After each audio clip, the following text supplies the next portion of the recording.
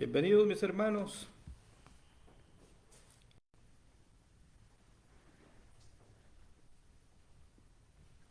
Bienvenidos. Vamos a ir a la base bíblica. Vamos a ir a la base bíblica que está en Segunda de Corintios, capítulo 5 y verso 21, versículo 21. La base bíblica está en Segunda de Corintios, capítulo 5, versículo 21. Dice así la palabra. Vamos a leerla en 3 versiones. Dice así la palabra: al que no conoció pecado, por nosotros lo hizo pecado, para que nosotros fuésemos hechos justicia de Dios en él. En otra versión leemos: al que no cometió pecado alguno, por nosotros Dios lo trató como pecador, para que en él recibiéramos la justicia de Dios.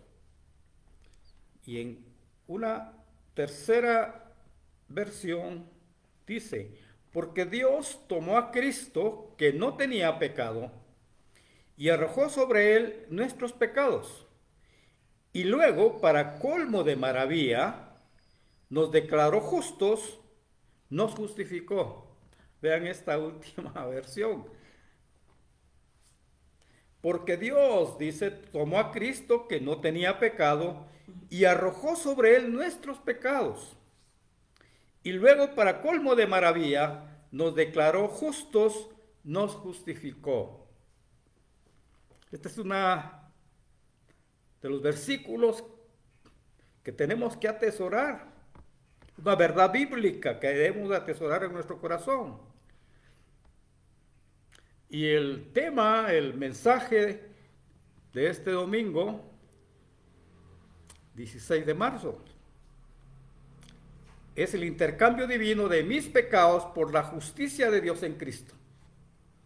El intercambio divino de mis pecados por la justicia de Dios en Cristo. Yo le pido a Dios, cerremos nuestros ojos, porque esto tiene que ser, solo Dios nos lo puede enseñar, solo Dios puede abrir nuestros corazones. Yo te pido, Señor, a esta manada pequeña que está aquí ahora, y a los que van a oír o están oyendo este mensaje, Señor, que tú abras su corazón, su entendimiento, para entender este mensaje, para entender estas verdades bíblicas, Señor. Eso es lo que queremos, para que se gocen en ti, Señor. Amén y amén. Una verdad bíblica que tenemos que aprender, mis hermanos, una verdad que tenemos que atesorar en nuestro corazón, es que nuestro Dios es un Dios de amor, pero también es un Dios de ira. Vean, Dios es un Dios de amor, pero también es un Dios de ira. El mismo Padre declara que su misericordia es para millares, pero advierte que es tardo para la ira y que no tendrá por inocente al malvado. Y esto lo leemos en Éxodo, en el capítulo 34, del 6 al 7. Nuestro Padre, el Señor, pasando delante de Moisés, declara: Jehová, Jehová, fuerte, misericordioso y piadoso, tardo para la ira y grande en misericordia y verdad, que guarda misericordia a millares, que perdona la iniquidad, la rebelión y el pecado, y que de ningún modo tendrá por inocente al malvado. Por su parte, el profeta Nahum, en el capítulo 1 y versículos 5 y 6, expresa: los montes tiemblan delante de él, los collados se derriten, la tierra se conmueve en su presencia, y el mundo y todos los que en él habitan. ¿Quién permanecerá delante de su ira? ¿Y quién quedará en pie en el ardor de su enojo? Su ira se derrama como fuego, y por él se hienden las peñas. Mis hermanos, mis amigos, mis hijos, Ciertamente nuestro Dios es un Dios compasivo y clemente, pero también es un Dios temible y vengador. Repito esta otra verdad. Nuestro Dios es un Dios compasivo y clemente, pero también es un Dios temible y vengador. El rey David en el Salmo 145, versículo 8 declara: clemente y misericordioso es Jehová, lento para la ira y grande en misericordia. Y el salmista en el Salmo 47 declara: porque Jehová el Altísimo es temible, Rey grande sobre toda la tierra. Y sigue diciendo el salmista: Jehová, Dios de las venganzas, muéstrate, da pago a los soberbios.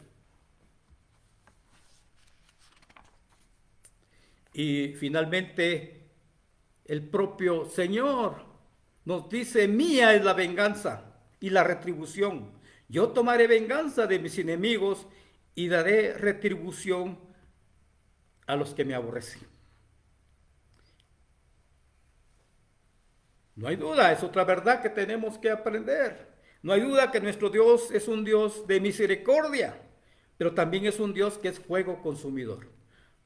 Otra verdad que tenemos que atesorar, que Dios es un Dios de misericordia, pero también es un Dios que es fuego consumidor. Eso lo declara el patriarca Moisés en Deuteronomio capítulo 4, versículo 24. Porque Jehová tu Dios es fuego consumidor, Dios celoso. Por su parte, el autor de Hebreos nos recuerda que Dios es fuego consumidor y nos exhorta en consecuencia a servir a Dios con agrado, temor y reverencia. En el capítulo 12, versículo 28 de Hebreos leemos: así que, recibiendo nosotros un reino inconmovible, tengamos gratitud y mediante ella sirvamos a Dios, agradándole con temor y reverencia, porque nuestro Dios es fuego consumidor. Isaías, ¿qué dice Isaías? Este profeta en el capítulo 33 pregunta: ¿quién de nosotros morará con el fuego consumidor? ¿Quién habitará con las llamas eternas? Y él mismo responde, Isaías: el que camina en justicia y habla lo recto, el que aborrece la ganancia de violencias, el que sacude sus manos para no recibir cohecho, el que tapa sus oídos para no oír propuestas sanguinarias, el que cierra sus ojos para no ver cosa mala, éste habitará en las alturas. Repito esto, vean Isaías. Isaías pregunta: ¿quién morará de nosotros con el fuego consumidor? ¿Quién habitará con las llamas eternas?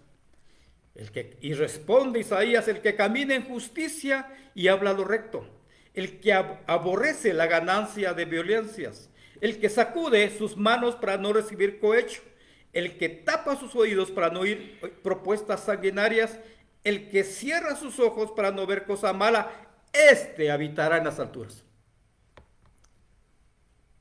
Finalmente, el apóstol Pablo nos exhorta a que tengamos en cuenta la bondad y severidad de Dios. En Romanos capítulo 11, versículo 22, Pablo escribe: mira pues la bondad y severidad de Dios, la severidad ciertamente para con los que cayeron, pero la bondad para contigo, si permaneces en esa bondad, pues de otra manera tú también serás cortado. En conclusión, mis hijos, mis hermanos, mis amigos, nuestro Dios ciertamente es un Dios de amor, pero también es un Dios de ira. Ciertamente nuestro Dios es un Dios compasivo y clemente, pero también es un Dios temible y vengador. Y no hay duda, mis hijos, que nuestro Dios es un Dios de misericordia, pero también es un Dios que es fuego consumidor. Este es el Dios de la Biblia, la cual muchos cristianos lamentablemente no conocemos. Tenemos una imagen a medias de nuestro Dios. Al respecto, un reconocido teólogo estadounidense, él se llama Michael Horton, él dice en un artículo que escribió que no es de sorprender que la idea de que Dios tiene ira no sea popular, Puede resultar inquietante pensar en un Dios bueno y amoroso que se enfurezca, incluso si creemos que su ira es justa. Sigue siendo aterrador que la ira de un Dios todopoderoso pueda dirigirse hacia nosotros. A menudo preferiríamos que esta ira simplemente no existiera. La ira de Dios, dice él, surge, explica este teólogo, la ira de Dios surge cuando el mal amenaza o daña lo que es bueno. Repito, la ira de Dios, explica este teólogo, surge cuando el mal amenaza o daña lo que es bueno. Defiende esas cosas buenas y corrige lo que está mal. Su ira, dice, no es vengativa ni su amor permisivo, sino que ambas son expresiones de su celo por amar y defender lo que es bueno, incluida su creación y su propia santidad. Termina diciendo este pastor Horton, la ira de Dios no es un tema fácil, pero es necesaria y buena. Nos da confianza de que no dejará ninguna injusticia o maldad sin abordar. Él arreglará todo lo que está mal.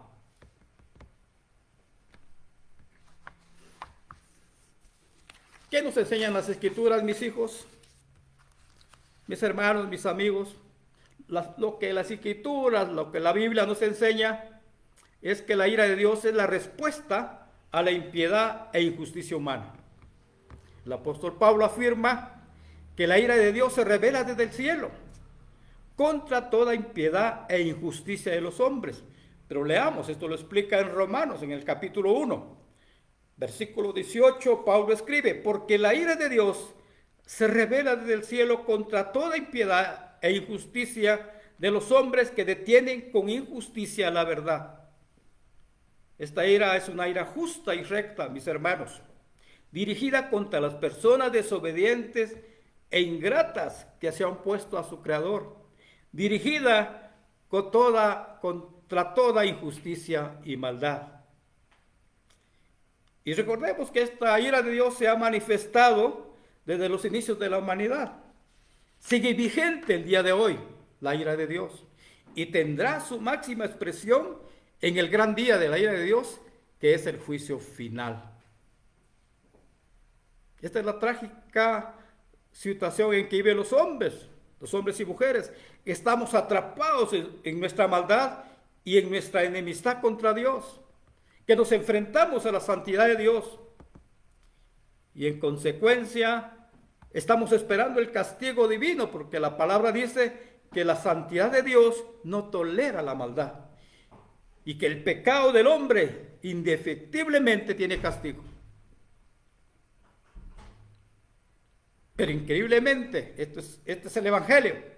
Muchos hombres, estos hombres que están atrapados en su maldad,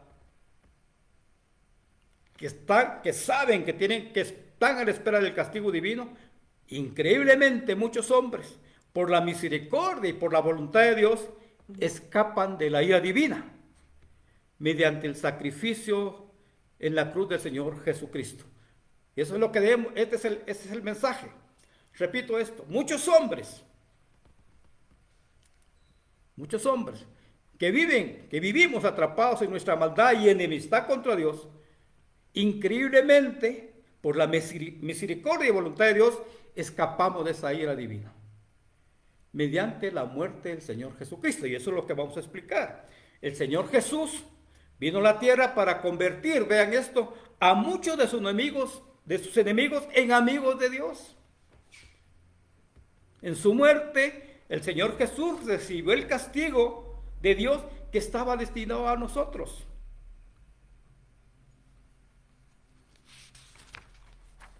Y esto ya lo había profetizado, vean, Isaías. El profeta Isaías ya había anunciado que nuestro Padre Celestial cargaría en el Mesías el pecado de todos nosotros. Pero leamos el capítulo 53, parte del capítulo 53. Este capítulo dice, todos nosotros, esto es Isaías, todos nosotros nos descarriamos como ovejas. Todos nosotros nos descarriamos como ovejas. Cada cual se apartó de su camino. Mas Jehová cargó en él el pecado de todos nosotros. aunque nunca hizo maldad ni hubo engaño en su boca. Jehová quiso quebrantarlo, sujetándolo a padecimiento. Cuando haya puesto su vida por expiación por el pecado, verá linaje, vivirá por largos días, y la voluntad de Dios será en su mano prosperada. Verá el fruto de la aflicción de su alma y quedará satisfecho. Por su conocimiento justificará mi siervo justo a muchos y llevará las iniquidades de ellos, por cuanto derramó su vida hasta la muerte y fue contado con los pecadores, habiendo él llevado el pecado de muchos y orado por los transgresores. Esta es la grandiosa profecía de Isaías, capítulo 53. Mis hijos, mis hermanos, mis amigos, el Señor Jesús vino a la tierra y recibió la ira del Padre por causa de nuestra rebelión, de nuestra iniquidad y de nuestro pecado.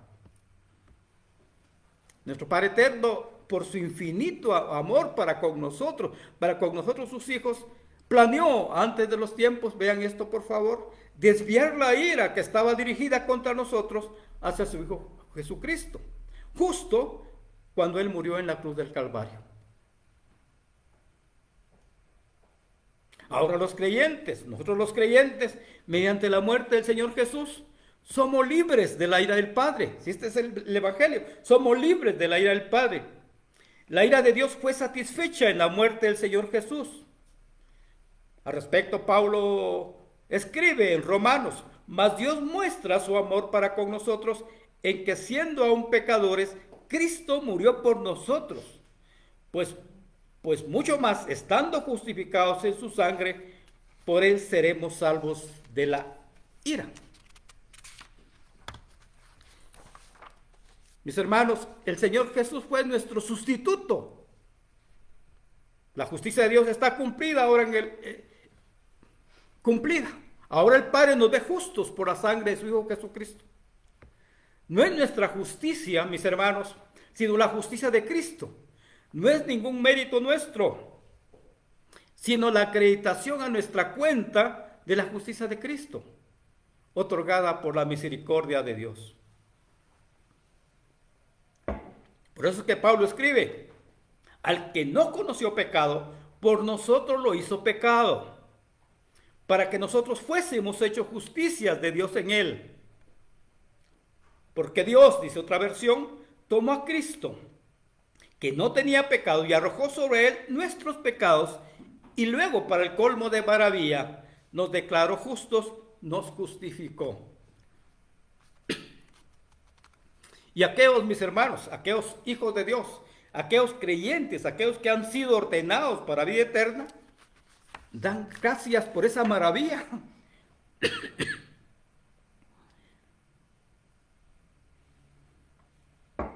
A estos que están inscritos en el libro de la vida, a estos que están ordenados para vida eterna, a estos Dios les permite entender, por favor, oigan esto, vean esto, por favor. Dios les permite entender ese intercambio divino, sobrenatural, de sus pecados por la justicia de Cristo. Con la muerte del Señor Jesús, y estamos repitiendo, Dios Padre cumple su justicia de castigar el pecado, cargando en Cristo los pecados de muchos, de nuestros pecados. Nuestros pecados fueron cargados a Cristo y la justicia de Cristo fue acreditada a nosotros. Este es el intercambio divino. Es un intercambio increíble, glorioso, sobrenatural, que Dios permite que entiendan aquellos que están ordenados para vida eterna. Aquellos que están inscritos en el libro de la vida. Y cuando lo entienden, mis hermanos, no se cansan de dar gracias a Dios. No se cansan de celebrar esta maravilla, este misterio. Celebran gozosamente este intercambio divino por esta salvación tan grande. Tenemos que recordar a David. Al rey David, Dios le permitió entender ese intercambio divino. de los pecados de los hombres por la justicia de Dios. Vean cómo lo entendió David, el rey David. David entendió que la justicia divina de salvar a pecadores que estaban condenados a perdición, de considerar justo a los injustos, de considerar limpio a los inmundos. David en el Salmo 32, versículo 1 y 2 describe: bienaventurado aquel cuya transgresión ha sido perdonada y cubierto su pecado. Bienaventurado el hombre a quien no culpa de iniquidad y cuyo espíritu no hay engaño. En otra versión de la Biblia leemos: oh, qué alegría para aquellos a quienes se les perdona la desobediencia, a quienes se le cubre su pecado. Sí, qué alegría para aquellos a quienes el Señor les borró la culpa de su cuenta, los que llevan una vida de total transparencia. Esto es lo que escribe David. Esta es una declaración de David maravillosa que muchos teólogos la citan. Y el rey David, mis hermanos, mis hijos, mis amigos, al entender esta justicia divina de Dios de salvar de la condenación eterna a muchos hombres malvados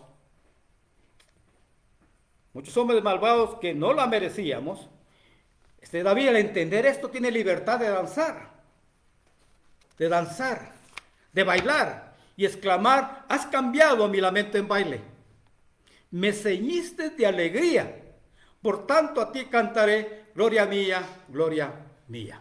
Cuando se entiende esto, mis hermanos, los hombres que Dios les permite entender esto, exclaman como David, expresan como David: has cambiado mi lamento en baile, me ceñiste de alegría, por tanto a ti cantaré, gloria mía, gloria mía. Al respecto de este intercambio de mis pecados por la justicia de Cristo, el conocido pastor John Piper, en su devocional El Gran Intercambio, expresa que nosotros necesitamos la justicia para ser aceptables a Dios, pero no la tenemos. Lo que tenemos es pecado, dice Piper. Entonces Dios tiene lo que necesitamos y no merecemos, la justicia. Y nosotros tenemos lo que Dios odia y rechaza, el pecado. ¿Cuál es la respuesta de Dios ante esta situación? Su respuesta es Jesucristo, explica Piper, el Hijo de Dios que murió en nuestro lugar y cargó nuestra condenación. Dios pone nuestros pecados sobre Cristo y los castiga en Él. En la muerte obediente de Cristo, Dios cumple y reivindica su justicia y nos la imputa. Nuestro pecado sobre Cristo, su justicia, nuestro pecado sobre Cristo, su justicia sobre nosotros. Este es el Evangelio. La buena noticia de que nuestros pecados recaen sobre Cristo y su justicia sobre nosotros, y este gran intercambio llega a ser nuestro no por obras, sino solo por la fe. Aquí está la buena noticia que alivia las cargas, da alegría y fortalece. Así termina Piper escribiendo este gran intercambio. Este otro pastor, teólogo reconocido, Michael Horton, él declara que este matrimonio entre Cristo y nosotros hay un gran intercambio de nuestros harapos por sus riquezas. Él se hace pobre para que nosotros nos hagamos ricos. Ricos en el sentido espiritual, mis hermanos. Se hace pecador para que nosotros seamos justificados. Se convierte en el más impío del universo para que nosotros podamos ser la justicia misma de Dios.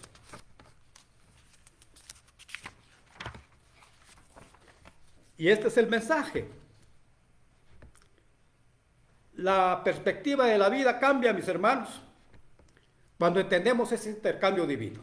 Por eso es que es importante este mensaje, porque la perspectiva, y tenemos que analizar nuestra vida si ha cambiado, Nuestra perspectiva de vida cambia al entender este intercambio divino de los pecados por la justicia de Dios en Cristo. En primer lugar, cuando entendemos esto, cuando Dios permite que entendamos esto, porque no a todos les permite entender esto, sino a sus hijos, a los que están ordenados para vida eterna, a los que están inscritos en el libro de la vida. Cuando comenzamos a entender este intercambio divino, a entender el gran amor del Padre y del Hijo por nosotros, un amor nacido antes de los tiempos, un amor que no merecemos, dada nuestra desobediencia y maldad, y quedamos anonadados al ver esto, porque no lo merecemos. Hay mucha desobediencia y maldad en nosotros, pero Dios nos escogió antes de los tiempos. Un amor nacido antes de los tiempos. Comenzamos también a valorar el sacrificio en la cruz del Señor Jesús, a valorarlo. Comenzamos a darle gracias a Jesucristo por este increíble sacrificio. Nace en nosotros un profundo sentimiento de agradecimiento a Jesucristo, de salvarnos con su muerte de la ira del Padre, de apartarnos a tiempo del camino de la condenación eterna al cual íbamos, muchos sin estar conscientes de ellos. Comenzamos, cuando entendemos este intercambio divino, a amar a nuestro Salvador. Comenzamos a regocijarnos por esta salvación tan grande. Comenzamos a alejarnos del pecado que tanto entristece y lastima al Señor. Comienza a disminuir en nosotros nuestro profundo egoísmo al entender esto, mis hermanos. En el deseo de forjar nosotros mismos nuestro propio destino, de ser nuestros propios dioses sin darnos cuentas.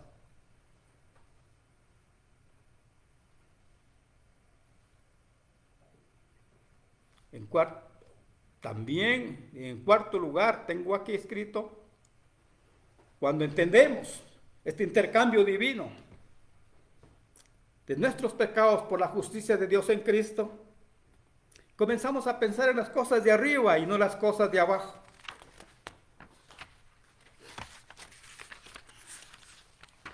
A vivir como extranjeros y peregrinos en esta tierra. A dejar de construir nuestro cielo aquí en la tierra. A vivir para hoy, para el Señor, porque no sabemos si mañana estaremos aquí. Recordando que tenemos que dar cuenta ante Dios de cada uno de los días que pasamos en esta vida terrenal, una vida terrenal breve, tan breve. Finalmente, mis hermanos, cuando Dios nos permite comprender este intercambio divino de nuestros pecados por la justicia de Dios en Cristo, comienza a cambiar la perspectiva de la muerte. Ahora comenzamos a entender que la muerte es la puerta de entrada a un gozo sin fin. Ahora podemos decir, como el apóstol Pablo, que estar con Cristo es muchísimo mejor. Ahora podemos decir, como lo expresaba el apóstol Juan, ven Señor Jesús, ven.